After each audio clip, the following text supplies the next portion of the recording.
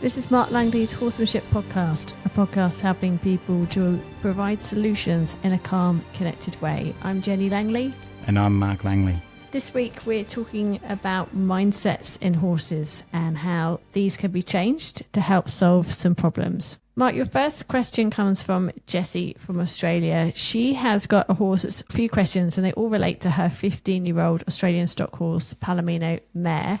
I think they're all interrelated with what's happening, but basically her horse is scrambling in a float, and she didn't used to. She's had her for 3 years and she's always been able to float her before then. She's tying up most of the time, and she sort of doesn't seem completely relaxed when she is tied up. She can be quite restless. But as soon as another horse moves away from her, and even if that horse stays in view, she'll start to pull back. When they're riding, she can get quite anxious. She's watched lots of your videos and she's trying to work out how she can quieten her mind and how she can get consistent results with her horse, because she's not managing to do that at this stage. Yeah, I also noticed when I read a little bit about in your question that you mentioned some of the things that you've been doing that you've learned, from the videos is worked, but, it works for that moment and you get a change, and then, but the next day you sort of, the horse could go back into that bad place or whatever. So the reason those things are interlinked, scrambling in the float, pawing the ground when tied up, and some separation anxiety, stuff like that when you're going away, is the mindset of the horse. It's carrying trouble. It's not feeling confident. It's not having a great connection with you or pressure. It might have a good connection with you, but if it's not connected with itself and it's not empowered to search, make decisions, then it's always going to seek safety elsewhere. So the horse is not present. It's not comfortable in itself. So I'm going to just give you some examples and let you chew over those examples and think about it. We had a horse at a 6-day clinic here, and then another clinic, and this was a young horse, hadn't been started yet, and the owner bought it from a stud who produces apparently pretty quiet stock horses. So she's used to having ex-race horses that she has a bit of trouble with, and she just thought, I'm just going to buy a quiet young horse that I'm going to start and do it the right way, and Bob's your uncle. Anyway, unfortunately, Bob's not the uncle yet. So so what's happened? The quiet horse is very, very distant, constantly looking off into the distance, not present in itself, things like that. And I spent three days, and I spent 3 days with her then after that, and then another clinic, pretty well trying to master how he stands quietly present, moves quietly, and just follows a feel, and has a place where he feels good in himself around her and he's not somewhere else. And we just worked on that without expanding too many, like expanding the education too much. And I said to her, until he owns that mindset, and you're not having to correct it all the time, it will be very hard for you to train him to be a soft horse later on, because he's already starting to paw in the float, like hammer the float, which is just another way of, maybe a horse that kind of freezes and scrambles, a horse that paws the ground when it's tied up, stuff like that. So those things are already starting because he's always distant, he's always anxious, he's always targeting somewhere else, that he never finds comfort in himself, okay? So you have to try really hard every moment with your horse, seeing if the horse is centered, present, and not constantly bouncing around or thinking outside, over there somewhere on other things. Or is your horse in a normal quiet situation just going dull and quiet, and then when you put it in a float or tie it up for long enough, it starts to come out of its shell? So if the horse is internalizing and kind of shutting down, well, you have to wake it up and say, come out of there. And then if it comes out and it's distant, then you've got to say, now let go of that thought, come back into yourself again. And then if it hides away in itself, you wake it up again, until the horse is in the green zone where it's thinking, processing, and it's centered, and it can solve its own problems, the little problems that arise. And I could tell you 20, 30 things to do right now, but that's the aim. That's what you're aiming for to do. You're going to have to figure that out through the videos, through things like that, because the way I lead a horse, the way I walk around a horse, or the way I catch a horse, is trying to point the horse in the same direction to an aware, centered horse that's awake and doesn't shut down. The horse one of the horses I'm starting in this batch at the moment, right from the get-go, he just goes dull, closes over. I've done 3 lessons of leading before I was ready to do, and he already knows how to lead, he always knows how to float, but he shows signs of freezing and quivering in the float and starting to get a cold sweat, because every time things get a little bit tough, and it only takes not much at all, just a new environment, walking into another yard, he just goes, I'm not going to do anything about it. I'm just going to go quiet and just hide away, and everything will go by and I'll be fine. And then when it's not fine and he suddenly gets himself in a predicament, well, what's going to happen? He's going to explode and go, how did I get here? Okay, so some horses are very good at hiding away from responsibility by just sort of shutting down. Like people, I'm just going to go to my room and go on my phone and, do something else instead of go out and face the music sort of thing. So, yeah, if that makes sense to you. Okay, but let's say she's got a horse. Let me just get this right. You're telling her that her horse, she's got to monitor where her horse's thoughts are. You're wanting them to be in the green zone so they're receptive to information and they're also not flying around everywhere, or the opposite of that, they're not sort of shut down thoughts that aren't really taking anything in. You're wanting the thoughts to be aware of what you're doing, comfortable with what's happening and around it. So she can monitor to see if her horse's thoughts are a bit scattered. Let's just say that they are. They're here, there, and everywhere. You had a word for that recently.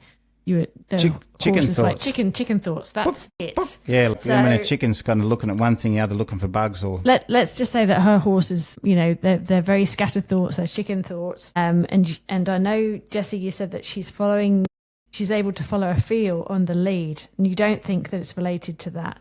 But let's just say when she's following the feel, she's also thinking about something that's way down in the paddock, or ears are flicking to something else, or, that she's not comfortable being where she is. That's a sign that there's a problem, isn't it? If they're not comfortable. So then you've got to look at, well, hang on a minute, you've got to get her thoughts back in. So she's paying attention to the lead drape and what you're doing. That's sort of like a bit of a scenario. Is that what you're gearing at? Because that's going to link to what's happening in the float, because her thoughts are everywhere and they're not where she wants to be in the float.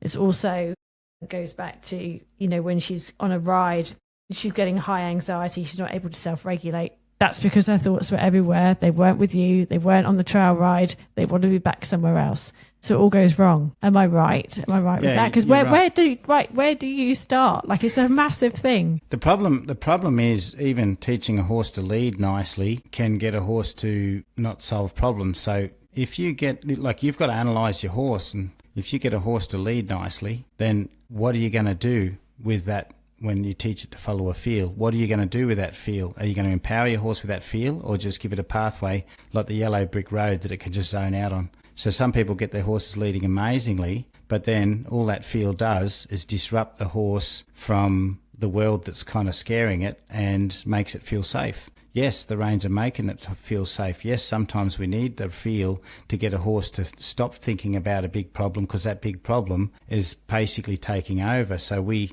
have to disrupt that and put the horse back on the path of the feel or the reins or the leading. But if you do too much leading that just puts the horse back on a pathway, it just sort of moseys along the path and blocks out the rest of the world again. So it's not what the horse is doing. It's what their mindset is doing. It's what their mind's doing. So if you get a horse to lead nicely, lead it up to a problem, and then lead it away from a problem, lead it up to a problem, lead it into solving a problem, that's why people lead horses into obstacles. And then you might sort of create a random problem and then lead the horse into softness.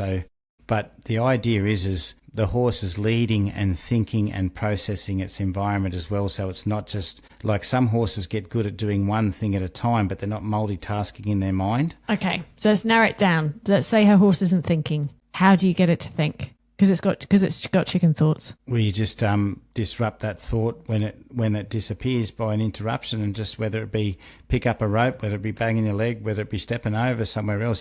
Come back in the present. Come back into the present. So for instance, the horse at the clinic that I was talking about before, every time that horse got distracted with and looked off into the distance, I would do something to disrupt it. Sometimes the first thing I do with some horses, I do something really big, so I don't have to do anything for a while, because then they go, oh, that was really big. I better keep an eye on this place here, because something went wrong right close to me. So I better stay present. And then all of a sudden you've got 5 minutes of them being present. If you just went, hey, over here, every time your horse looked away, you could become a white noise, and there's no reason for that horse to be present in its environment. So creating sometimes a bit of a problem in its environment that the horse really thinks about stops it from gazing off, because it says, oh, gee, there's things going on in here I've got to wake up to, otherwise I'm in danger. So then they start to be present in their environment and you don't have to do anything about it. So some people don't like doing that because they're actually creating a problem to fix a problem, but that's how you train horses. Without a problem, they don't know how to solve problems. So there are lots of videos on this sort of topic online. It's just that they're sort of more under the connection disability videos, training a horse's thought. You need to look into those, Jessie, rather than specific how to get a horse on a float video. Yeah, it's how they're thinking about processing the float. Okay, let's go on to the next question, which is along a similar line as well, although people might not think it is. It's from Lottie in Denmark, another one of our members. She would like to know, how do you solve separation anxiety step by step with a horse that has anxiety when it's left alone in the stable, looking out to all the other horses? Yeah, and separation anxiety, you know, one of the sayings I say, separation anxiety is connection disability. That's only part of it though. So, but if a horse is left in a stable, what's it got to connect to? There's nobody there. So when you're with your horse, sometimes it shouldn't suffer from separation anxiety because it should be technically safe with a person, so it feels safe with you, so it feels comfortable, so it's not separated from anything. It's only when horses aren't connected to their owners and trust the guidance of their owners that they will feel separated, because there's nothing there for them that they feel safe with. But some horses, this is a catch, when people work strongly on connection with them and relationship, and they have a really good relationship and connection, well, the horse goes with them anywhere, but all they've done is give the horse another leader to solve their problems, as in the horse's problems. So basically some horses in a herd go, there's a problem, but don't worry, we've got that old bay mare over there, and she always kind of goes up and investigates and tells us it's safe, and we don't have to do that. So, you know, but then you put that horse on its own, and without that old bay mare over there, then the horses go, oh, our investigator problem solver's gone, the world's going to end. So they can't do it on their own. Now, if you become the old bay mare, then all you've done is taken the responsibility of that bay mare, and your horse hasn't learned anything. So you can't just use connection with people to help horses with separation anxiety, because anxiety is anxiety and it causes a feeling of separation in horses. So if you're at work and you're having a good day, you don't worry about going home. If you're having a bad day at work, all you want to do is go home and have your glass of wine and sit in front of the television or whatever you do to detox the day. But you only want to go home because the day's toxic. So it's the anxiety of the day that makes you have separation from home. Okay, so horses that don't know how to self-regulate, they've never been taught to problem solve, they've always handed over responsibility right from when they're foals. So they suffer badly when they're on their own because they haven't got all those skills that old bay mare has. And some horses in natural life, even if they've grown up in a big herd, they'll always fit into different categories. And if you had a choice, you'd pick the one that can problem solve, because they're going to do better in life in the long run. Other horses, you've got to work hard, like a kid at school. You've got to really build their knowledge base and confidence to do better at certain jobs. Other kids just find it naturally. So with your horse, we're getting away from why your horse is anxious in the stable, but you're kind of getting the picture of, it's a big picture, okay? So you've got to go back to all your horses, the way it sort of processes things, the way it processes its environment, all those things. You've got to watch how it does it. Is it good at, even if you take it over obstacles, does it investigate, does it sniff, and does it kind of like try and understand things? Is it, or is it just kind of, I just follow a rope over and don't think about anything, okay? So look at all those things. The other thing you can do in just a practical lesson with that horse is you do graded exposure with those horses. So sometimes you might put the horse in the stable, you might stand near the stable, you might go pick up a bucket, come back, go away, come back, and make those times a little longer until the horse goes, I'm not here too long, until eventually it gets better at coping in those stables. But that's just like a Panadol when you're suffering, like you've got a headache but you've got dehydration. Those graded exposure lessons can do something for the horses and they will help them a little bit, but the basically underlying thing is you have a needy horse that could be anxious about some of the things that you do with it. It could be anxious. It's never been good on its own because it's relied on other horses for things. So in training, we teach our horses to have a more solid mind, be more confident in themselves. And then those horses will be able to float longer without stressing, stay in stables longer without another horse because of how we've trained them all the way through from when they were babies. It's all in the mind. It's all in the mind. It's all in the mind. And so everything you do in every lesson and video you see on any horse on the subscription videos, you have to somewhat see if there's a link between that horse and your horse. And I think what some people do is they might look at the subscription videos and go, oh, I'm working with a foal. I'm going to go into the foal handling videos. And I would say, yeah, look at them. That's great. But what type of foal is it? And what foal in an older horse is it going to link to? What do you see in that foal? And look at those older horse videos, those shutdown horse videos, and learn where you don't want to end up with that foal. Everything's going to link into that common denominator mindset, a good mindset on a horse. Thanks, Mark. We'll talk to you again next week. Thank you, everybody. Thanks, Jenny. The accurate insights and solutions that Mark Langley gives are at the forefront of emotive horsemanship globally. You can learn them for yourself through his supportive online membership. Check it out with a 7-day free trial. marklangley.com